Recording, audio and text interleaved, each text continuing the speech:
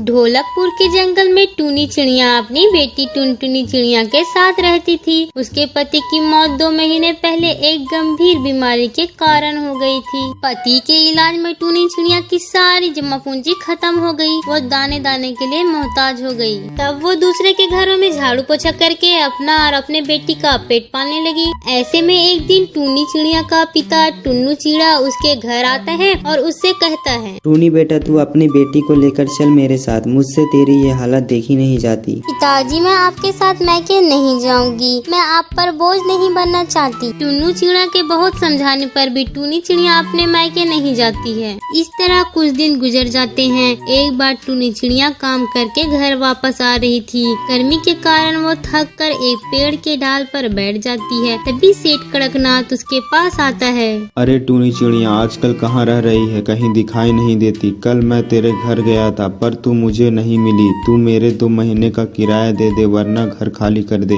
सेठ जी, आप ये कैसी बातें कर रहे हैं? आपको तो पता है मेरे पति के इलाज में बहुत सारे पैसे खर्च हो गए। किसी तरह मैं अपना और अपनी बेटी का पेट पाल रही हूँ, इसलिए घर का किराया नहीं दे पाई। मैं जल्द ही आपका किराया चुका दूंगी। बस आप मुझे 1-2 महीने की मोहलत दे दीजिए। नहीं, मैं अब तुझे 1 दिन की भी मोहलत नहीं दे सकता। कल तू मेरा घर खाली करवा दे, नहीं तो मुझे खाली करवाने में 1 मिनट भी नहीं लगेगा। इतना कहकर कड़कनाथ सेठ वहाँ से चला जाता है। कड़कनाथ सेठ की धमकी सुनकर टूनी चिड़िया बहुत परेशान हो जाती है। अब मैं क्या करूं? कहां जाऊं अपनी बच्ची को लेकर? अब तो मैके भी नहीं जा सकती। बाबा को मैंने पहले ही मना कर दिया था। यही सोचते सोचते टूनी चिड़िया अपने घर पहुंच जाती है। घर पहुंचकर वो टुनटुनी चिड़िया से 1 गिलास पानी मांगती है। टुनटुनी बेटा, मुझे बहुत जोरे की प्यास लगी है। 1 गिलास ठंडा पानी लाकर पिला। टुनटुनी चिड़िया उसे 1 गिलास पानी लाकर देती है और अपनी माँ को उदास देखकर बोलती है,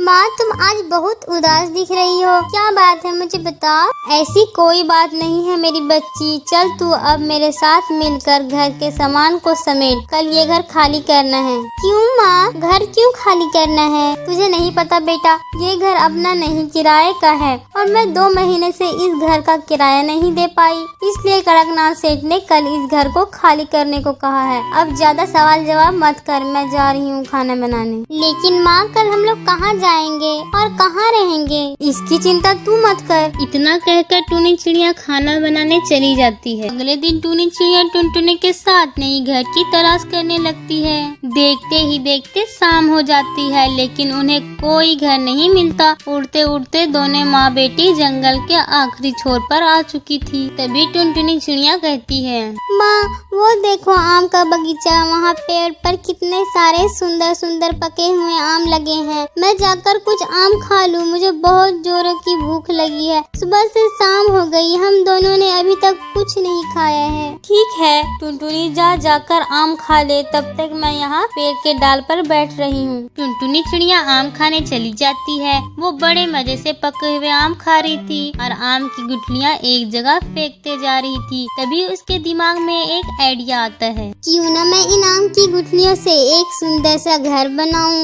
ये गुठलियाँ खराब भी नहीं होंगी और घर बना हुआ देखकर माँ भी खुश हो जाएगी। ऐसा सोचकर वो अपनी माँ के पास जाती है और उसे बताती है, माँ, मैं सोच रही हूँ क्यों ना आम की गुठलियों से एक बड़ा सा घर बना लिया जाए। फिर हमें किसी को पैसे भी नहीं देने पड़ेंगे और हमारा घर भी आम की तरह अच्छा बन जाएगा। ये तो बहुत अच्छा आइडिया है। टुनटुनी बेटा, चल हम लोग अभी उस आम की गुठलियाँ से घर बनाते हैं। फिर दोनों माँ बेटी उन गुठलियों को इकट्ठा करती है और उससे एक बड़ा सा घर बनाती है। घर बन जाने के बाद जंगल के पक्षी उनके घर की बहुत तारीफ करते हैं और टुनटुनी चिड़िया से कहते हैं, अरे वाह टुनटुनी बेटा, तूने अपनी माँ के बुरे वक्त में साथ दिया और आम का कितना सुंदर घर बना दिया। तू बहुत आगे जाएगी। अपनी बेटी की इतनी तारीफ सुनकर टुनी चिड़िया बहुत खुश होती है और अपनी बेटी टुनटुनी के साथ खुशी खुशी रहने लगती है।